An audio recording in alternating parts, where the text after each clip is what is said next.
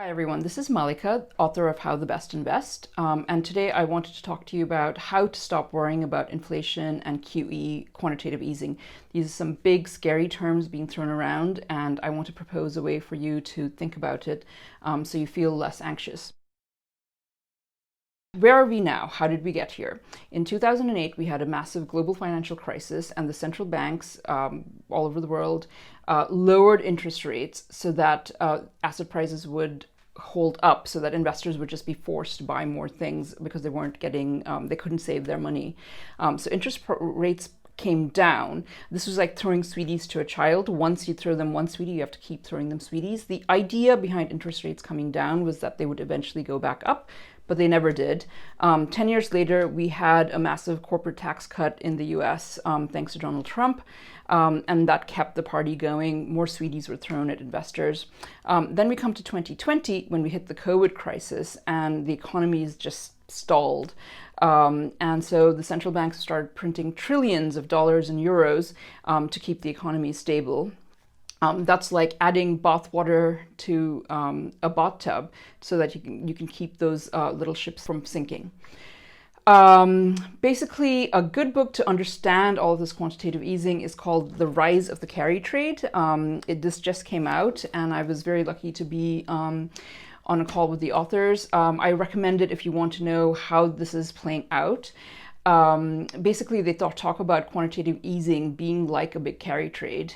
In a carry trade, investors or speculators borrow a huge amount of money at low interest rates, and they use extensive leverage to then go buy some other financial assets that is yielding some sort of yield, and then eventually they hope to make a profit on that by taking huge amounts of risk but not putting up that much upfront.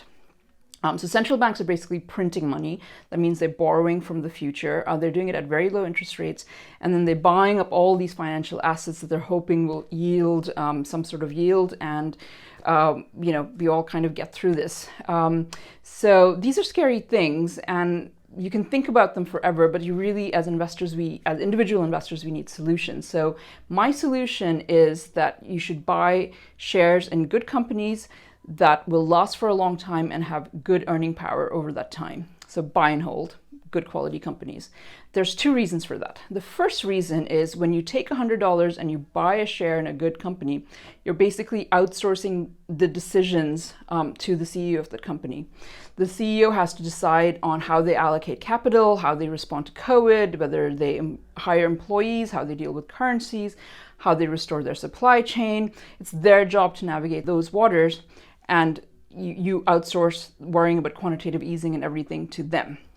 The second reason buying shares in good quality companies for a long time is good is because in an inflationary environment, which we very well might be going into, shares in good companies will preserve their purchasing power.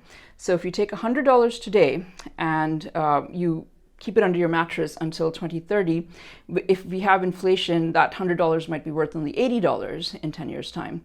But if you take that same $100 and buy a share in a good company with good earnings power, because all that inflationary earnings are now collecting within the companies, in 10 years' time, that $100 might be worth $120 in purchasing power, and you've preserved it and even grown it.